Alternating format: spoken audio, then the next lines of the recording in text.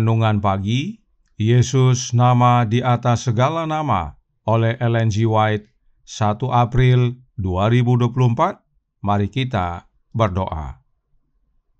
Bapa kami yang di sorga, Allah pencipta langit dan bumi, laut dan segala isinya, Allah yang maha besar, maha kuasa, sumber segalanya, yang kami sembah selalu melalui anak-Mu yang tunggal, Yesus Kristus. Terpujilah Yesus, anak Allah yang maha tinggi, yang adalah taruk yang tumbuh dari pangkalnya.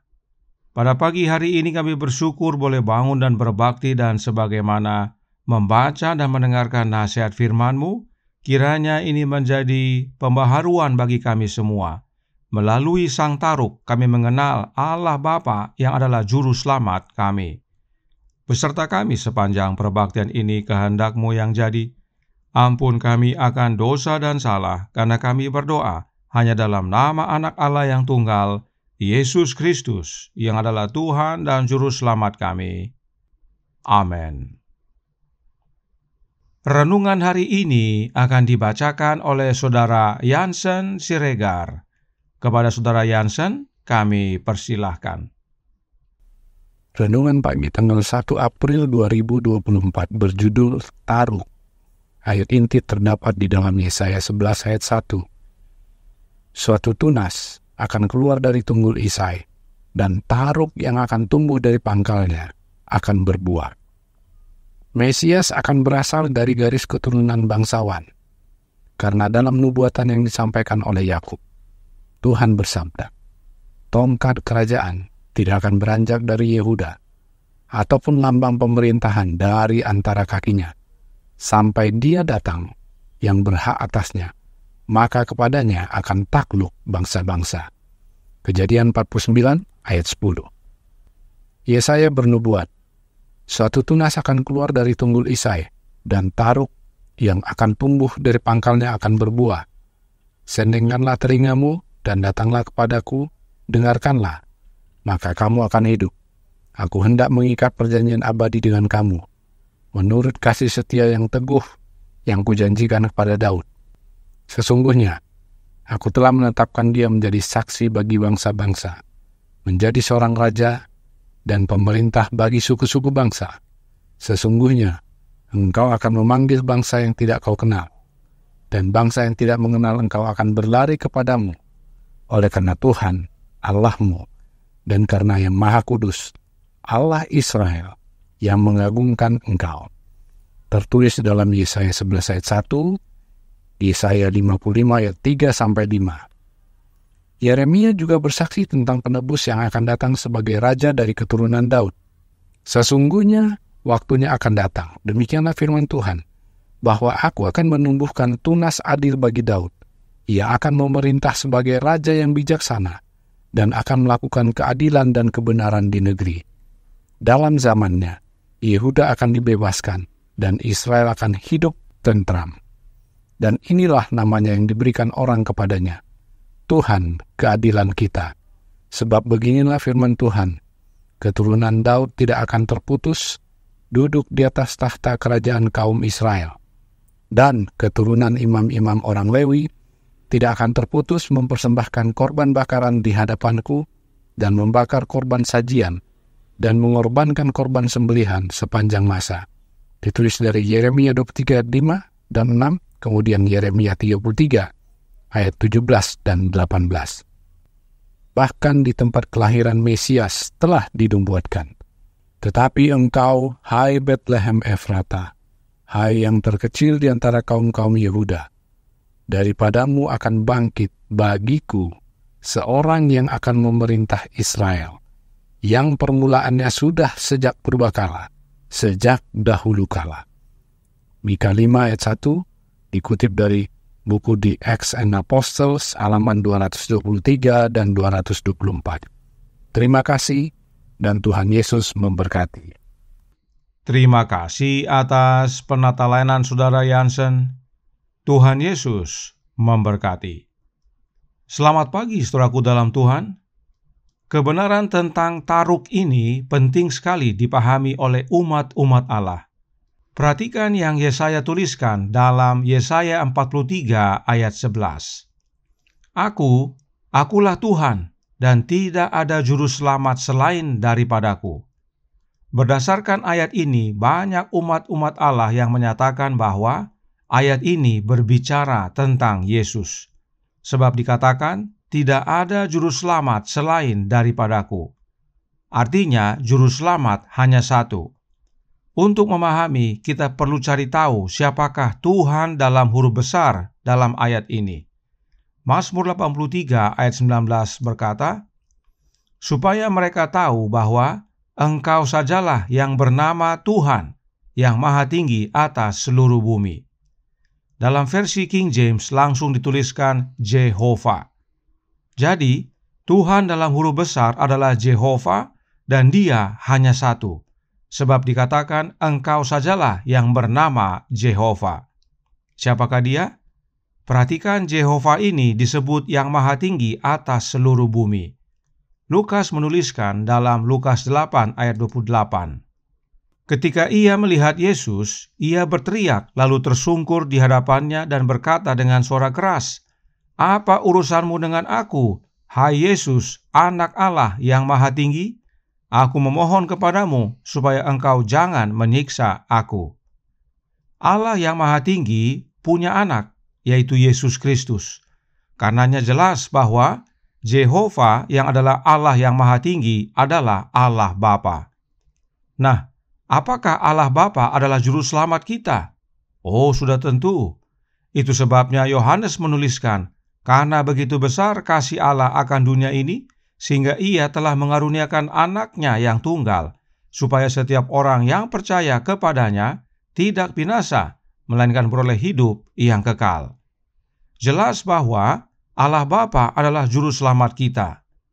Lalu, mengapa Yesaya tulis, tidak ada juru selamat selain dari Bapa?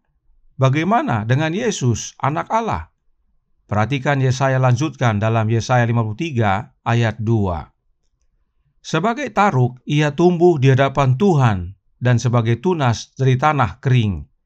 Ia tidak tampan dan semaraknya pun tidak ada, sehingga kita memandang dia, dan rupa pun tidak, sehingga kita menginginkannya. Taruk yang dimaksudkan dalam ayat ini adalah Yesus Kristus, Anak Allah. Oleh mengaruniakan taruk ini, yang adalah anak tunggal Allah, Bapa selamatkan kita.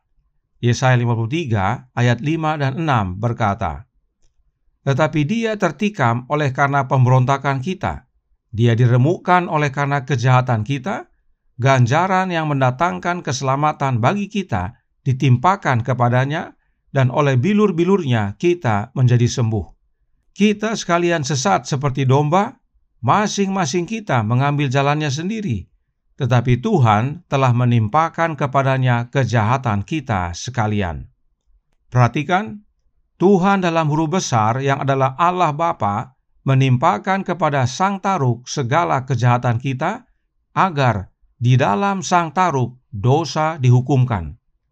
Jadi saudaraku dalam Tuhan, Allah Bapa adalah juru selamat kita, dan Bapa selamatkan kita oleh mengaruniakan anaknya yang disebut taruk. Inilah pentingnya kita memahami Yesaya 43 ayat 11 tadi. Tuhan dalam huruf besar itu adalah Allah Bapa, dan Bapa selamatkan kita oleh mengaruniakan sang taruk, yaitu anaknya yang tunggal. Dan tidak hanya keselamatan, namun segalanya Allah Bapa karuniakan kepada kita melalui anaknya. Satu lagi contoh peranan Allah Bapa dan anaknya kita lihat dalam Perjanjian Lama. Kita buka buku Yeskiel 34 ayat 11 dan 12. "Sebab beginilah firman Tuhan Allah, dengan sesungguhnya aku sendiri akan memperhatikan domba-dombaku dan akan mencarinya. Seperti seorang gembala mencari dombanya pada waktu domba itu terserai dari kawanan dombanya, begitulah aku akan mencari domba-dombaku, dan aku akan menyelamatkan mereka dari segala tempat kemana mereka diserahkan pada hari berkabut dan hari kegelapan." Allah dalam huruf besar yang terdapat dalam ayat ini adalah Jehovah juga, dan Jehovah adalah Allah Bapa. Karenanya, Allah Bapa adalah gembala yang baik, yang memperhatikan domba-dombanya dan akan mencari domba-dombanya waktu mereka tercerai-berai dari kawanan dombanya dan selamatkan mereka. Kemudian kita baca ayat 14 dan 15 berbunyi, "Di padang rumput yang baik akan kugembalakan mereka, dan di atas gunung-gunung Israel yang tinggi disitulah tempat penggembalaannya. Di sana, di tempat penggembalaan yang baik, mereka akan berbaring dan rumput yang subur menjadi makanannya di atas gunung-gunung Israel. Aku sendiri akan menggembalakan domba-dombaku, dan aku akan membiarkan mereka berbaring. Demikianlah firman Tuhan Allah." Perhatikan, Allah Bapa berkata, "Aku sendiri akan menggembalakan domba-dombaku." Selanjutnya, Sang Gembala berkata dalam ayat 16, "Yang hilang akan kucari, yang tersesat akan kubawa pulang, yang luka akan kubalut, yang sakit akan kukuatkan, serta yang gemuk dan yang kuat akan kulindungi. Aku akan menggembalakan mereka sebagaimana seharusnya." Jelas bahwa Allah Bapa yang bernama Jehovah adalah gembala kita yang baik.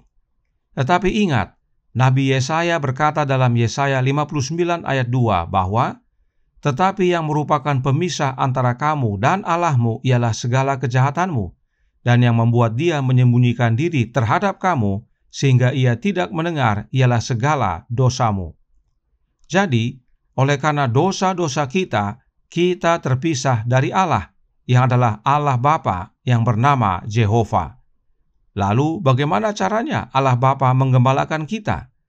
Yeskel 34 ayat 23 dan 24 menjawabnya, "Aku akan mengangkat satu orang gembala atas mereka yang akan menggembalakannya, yaitu Daud hambaku. Dia akan menggembalakan mereka dan menjadi gembalanya. Dan aku, Tuhan, akan menjadi Allah mereka, serta hambaku Daud menjadi raja di tengah-tengah mereka. Aku Tuhan yang mengatakannya." Pertanyaannya adalah, apakah Daud masih hidup saat perkataan ini diucapkan oleh Allah Bapa? Tentu tidak. Apa buktinya? Baca Yehezkiel 1 ayat 1, di sana dikatakan, "Pada tahun ke-30 dalam bulan yang keempat, pada tanggal 5 bulan itu, ketika aku bersama-sama dengan para buangan berada di tepi sungai Kebar." Artinya, pada waktu Yehezkiel menerima firman ini, dia ditawan oleh Babylon. Pada masa pembuangan ini, Daud tentunya sudah tidak ada. Lalu siapa yang Allah maksudkan? Ini adalah nubuatan tentang keturunan Daud yang akan menjadi gembala Israel, yaitu Sang Taruk, yang adalah Yesus Kristus, Anak Allah yang Maha Tinggi. Itu sebabnya Yesus berkata dalam Yohanes 10 ayat 11, "Aku adalah gembala yang baik. Gembala yang baik memberikan nyawanya bagi domba-dombanya." Allah Bapa adalah gembala kita, dan penggembalaannya Allah Bapa wujudkan melalui anaknya, Yesus Kristus. Yesus Kristuslah gembala yang mengumpulkan domba-domba yang hilang tersesat untuk kembali kepada Bapa. Dan gembala yang baik rela memberikan nyawanya bagi domba-dombanya, sebab memang Allah Bapa selamatkan kita oleh mengaruniakan Sang Taruk, gembala yang baik, Yesus Kristus, agar barang siapa yang percaya tidak binasa, tetapi beroleh hidup yang kekal. Karenanya, saudaraku dalam Tuhan, jelas sekali di dalam Perjanjian Lama kebenaran tentang Allah Bapa dan Anaknya. Mereka bukan satu oknum yang berganti fungsi. Bapa dan Anak adalah dua oknum berbeda, dan Bapa karuniakan Roh-Nya kepada Anak-Nya.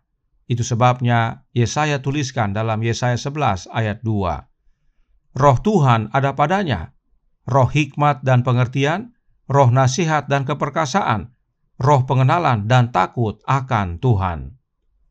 Roh-Nya Bapa ada pada Sang Taruk, yaitu Yesus Kristus, Anak Allah yang Maha Tinggi. Dialah Sang Mesias, yang olehnya Allah Bapa selamatkan kita. Tuhan memberkati. Saya bawa dalam nama Yesus. Amin. Mari kita berdoa. Bapa kami yang di sorga, Allah pencipta langit dan bumi, laut dan segala isinya, Allah yang maha besar, maha kuasa, sumber segalanya, yang kami sembah selalu melalui anak-Mu yang tunggal, Yesus Kristus. Terima kasih atas kebenaran indah pada pagi hari ini. Melalui Sang Taruk kami mengenal Allah Bapa yang adalah juru selamat kami, dan Dia menyelamatkan kami oleh mengaruniakan anaknya yang tunggal, Sang Taruk, yaitu Yesus Kristus. Karenanya tolong kami ya Bapa, curahkan roh anak-Mu dalam hati ini, dan biarlah kami semua membuka hati agar Kristus tinggal dalam kami. Sebab demikianlah Kristus adanya, Dia menerima roh Bapanya dalam hidup, sehingga Dia dapat menjadi pemenang di dunia ini, dan kami pun dapat menjadi pemenang bila mana Kristus tinggal di dalam kami. Hingga pada akhirnya saat Dia datang kedua kali, kami semua boleh menerima keselamatan. Beserta kami sepanjang hari ini kehendak-Mu yang jadi, ampun kami akan dosa dan salah, karena kami berdoa hanya dalam nama Anak Allah yang tunggal, Yesus Kristus, yang adalah Tuhan dan Juru Selamat kami. Amin.